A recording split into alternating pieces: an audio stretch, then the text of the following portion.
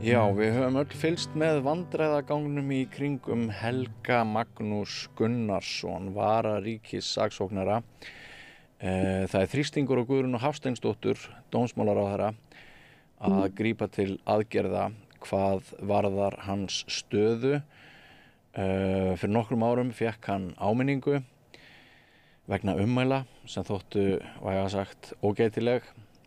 Síðan gerist það núna daginn að eftir að afbrotamaður hótar honum og fjölskyldu hans þá lætur hann mjög ógætileg ummæli falla og sem varða í rauninni miklu breiðari stöðu virðist manni heldur en það sem að ógnaði honum sjálfum persónulega.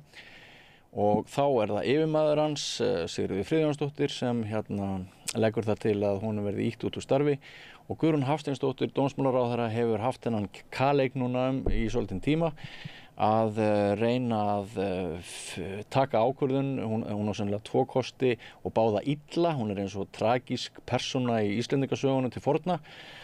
Val tvennt og ekkert verður gott fyrir hana. Mögulega þarf hún að taka ákvörðun sem að verður einhver blanda á pólitískri og stjórnsýslulegri ákvörðun. Erfitt að segja, en þá er gott að hafa Hauk Arnþórsson, stjórnsýslufræðing, sem er staddur í Bandaríkjunum og hann ætlar hér að rappa við okkur á Zoom þá stöðu sem uppi er. Blessaður Haukur, heyrirðu í mér? Já, sæll og blessaður. Já, ég heyri ágætt í þér. Ljómandi. Það fyrsta sem að mig langar að spyrja þig er hvort við getum sagt að það sé að takast á í þessu máli fagleg og pólitísk rök að einhverju leyti. Já, það er það sem mér finnst og það er það sem er erfitt fyrir ráðherrann. Útskýrðu það. Það takast þarna á að ég virðist, þetta ber upp á þann tíma, það virðist sem einhver rétttrúnaður eða vóg gerir það verkum að það er að þagga niður í hálfri þjóðinni og hins vegar eru aðrir sem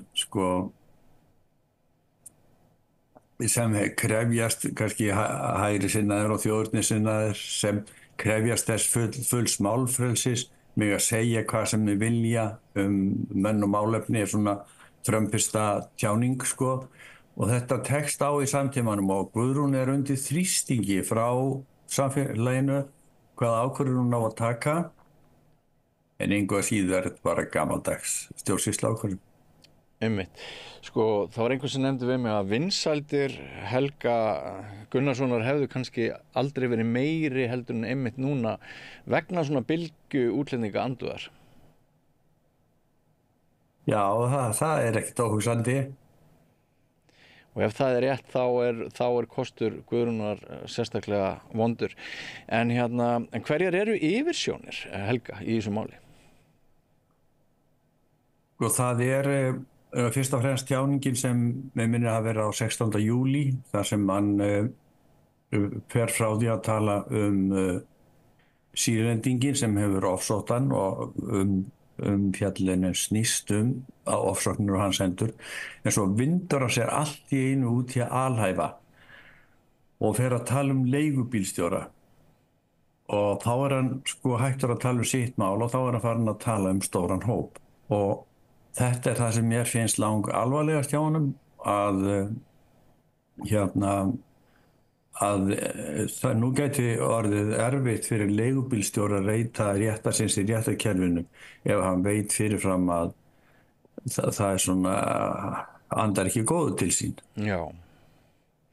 Þannig að Helgi en það má bæta við þetta að hann Helgi Magnús hefur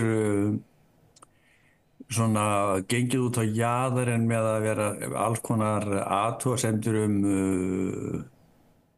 ólík gildi, ólíka menningu þeirra sem flytja hérna inn og svona við komum kannski betur að því hvað mega opinberir menn í svona stjórnsýslu segja hann hefur verið að segja svona hluti sem gefa til kynna að hann sé ekkert allt og sáttur við ákveðna breytingu í þjóðfélaginu. Já. En mér finnst bara forvitnilegt að ræða það hér og nú sko. Að hve miklu leyti eru menn bundnir einhverjum höftum kemur að tjáningu?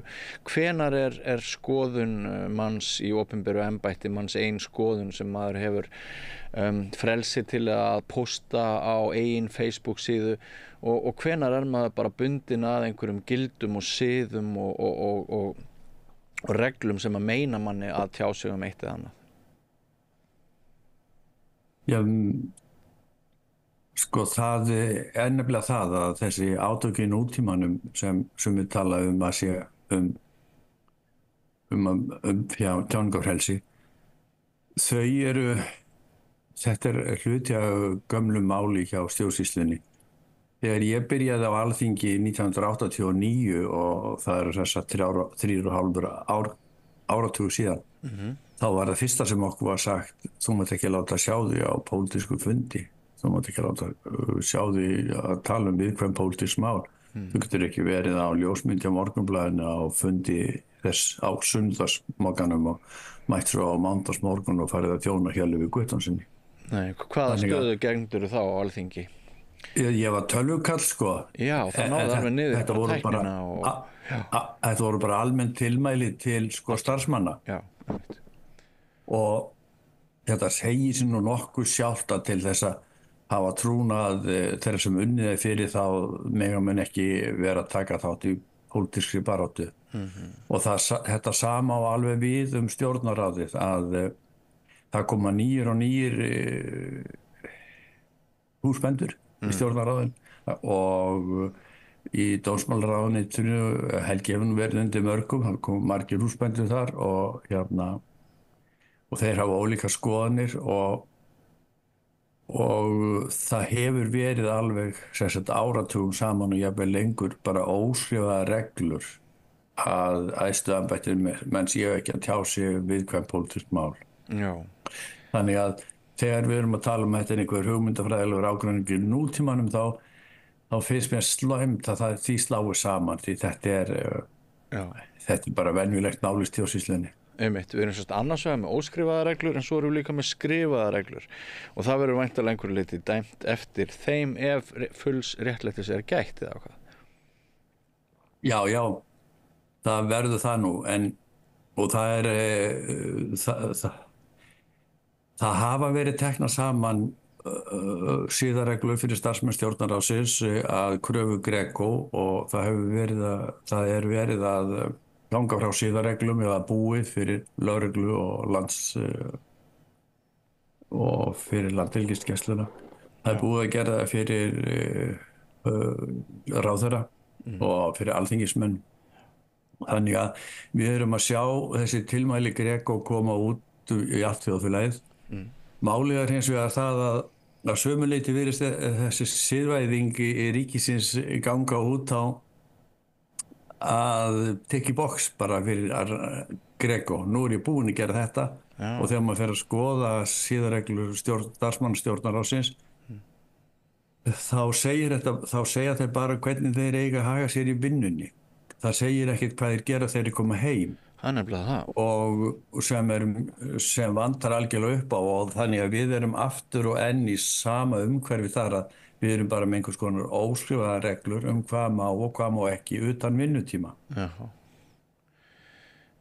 Og þá ekki brýnt að ná nýjum samfélagssáttmála í þessum efnum?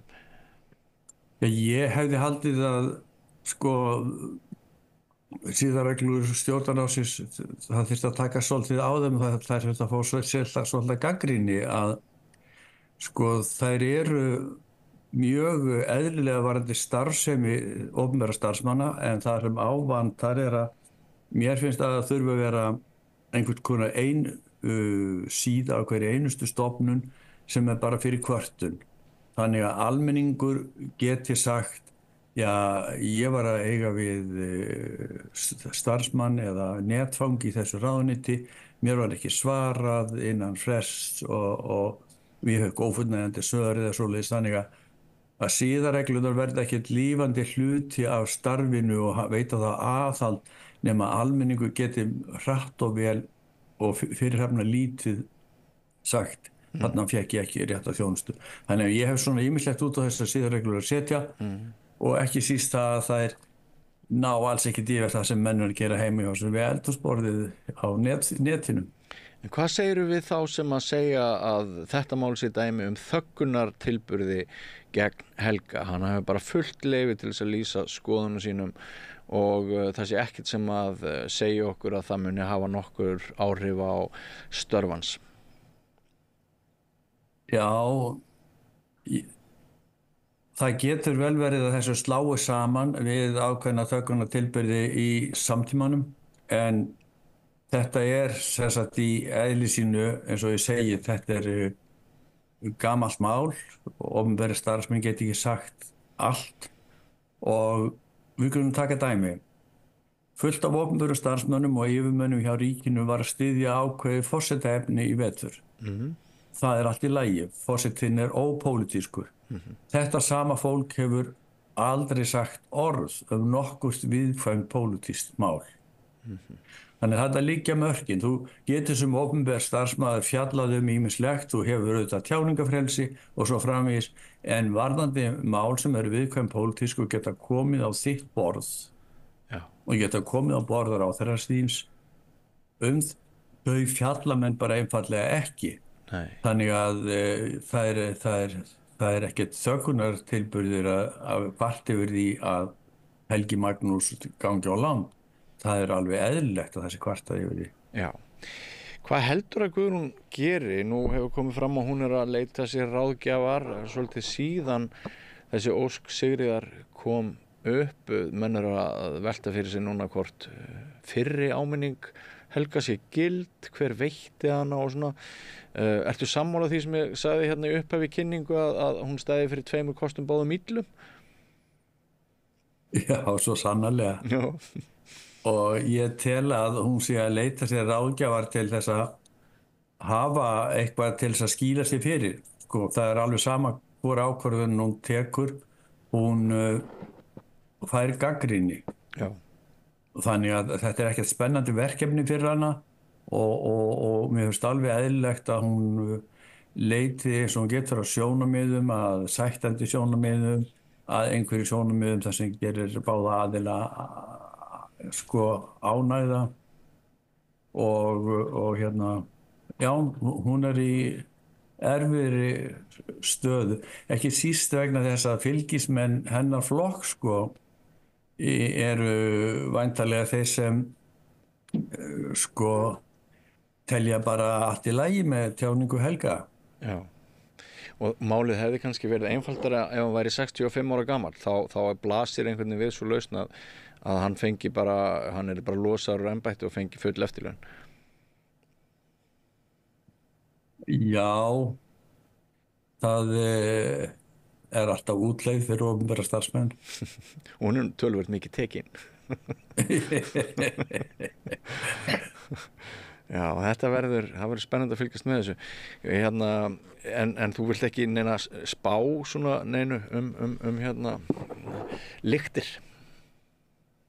Nei, ég á nú erfitt með að gera mig grein fyrir þessu lögfræðilega, sko. Það, ef á að dæma málið á einhverju skrifuðum reglum, þá sem sagt ekkert þetta í siðareglum Stjórnarráðsins. Það sem stendur í lögunum réttindi og skyldur starfsmanna ríkisins í rauninni að það hægt að veita honum áminningu eða brottrekstur ef hann gerir eitthvað ósæmilegt. En hvað ósæmilegt? Það nú kannski þegar þetta var samið verið eitthvað annað en við átt í dag. Já. Þannig að eftir stendur sko kannski ákvæði í mannréttindakafla stjórnarskrár og þá sérstaklega í mannréttindasáttmála Evrópu rétt kröfur almennings á sko réttlátri málsmeðferð. Það að segja, þó hann hafi bara tjáð sér beint leigubílstjóra þá myndi ég að segja að hann væri alltaf vanhæfur að fjalla mál leigubílstjóra af erlendum uppruna. Og ef ég væri leigubílstjóri af erlendum uppruna þá teldi ég jafnvel hefði ég tortryggni í garð þessa stjórnvalds. Já. Og það það sem menn á götunni eiga rétt á, menn eiga rétt á algjörlega óvilhallri meðferð og að það liggi ekki eitthvað fyrirfram í loftinu afstöðu til viðkomandi. Já. Þannig að ég myndi segja að það verður þessi alþjóðlegu viðmiðanir sem að ættu að taka og þá getum við mögulega sagt að þetta sé lögbrot og þá væri hægt að vísa honum úr starfi. Já. Hins vegar sé ég meira erlendis þegar ég leit að netinu að þessu að sko til dæmis dómarar þeir eru mjög mikið látnir biðjast afsökunar í Bandaríkjunum og þeir eru mjög mikið látnir taka tilbaka sem gera, ef þeir setja á eitthvað hjá Trump þá eru þeir alveg dauðir búnir sko. Já, þetta mikið tekið vestra? Já, þetta mikið tekið vestra og það er sko náttúrulega þessi gríðarlega hefð hér að fara í mál út á hverju og einu atriði sko og dómararnir mig ekki hafa sett á eitthvað og svona. Nú viðurlögin hefur mér hins vegar ekkert fundist mjög hörð hérna. Maður sér að þessi dómarar biðjast afsökunar, þeir taka tilbaka, þeir taka orð sín tilbaka. Allt það hefur Helgi Magnús gert sko. Ég fór nú yfir vegginn hans alveg frá 2000 sko og hann fekk áminninguna minni 2022 og hann hefur tekið út allt sem er vafasamt. Já. Þannig að hann verður á nokkur leyti gert á yfirbót með þessu sko. Þannig að ég hef ekki séð brottrekstur en í Bandaríkjunum en ég hef ekki fundið réttu leitarorð til þess að koma niður á evrópska rétt. En við höfum séð með dómum Mannréttindadómstólsins að hann er mjög harður á þessu að fólk sem leitar réttar síns hafi ekki fyrirfram ekki á hættu fyrirfram að óvilhallir aðilar fjalli mál þeirra. En skildi ég þið rétt að þú hefur skoðað allar Facebook-færslur Helga 2000 til 2022 með liti til þess hvort hann hefði afmáð umdeild ummæli ef honum urðu þau á? Já, ég gerði það. Hvað varstu lengi þessu? Annarkvort varum maður geta svarað í viðtalið ekki. Þetta er magnað. Og þannig að sem sagt, og það er líka nokkuð magnaður þessi veruleiki sem við lifum í að samfélagsmiðlarnir, Facebook-síðurnar okkar séu orðnar bara einhverja megin gagnaveitur í rannsóknum mála. Sko það er þannig, Björn Þorláksson, að eftir 100 ár þá mun langa barnið skrifa doktorsritgerð ævi þína. Haukur, það búið að vera mjög skemmtilegt og áhugavert og fróðlegt að heyra í þér. Þakka þér fyrir að spjalla við okkur frá Bandaríkjunum. Ertu í fríi eða ertu við störf?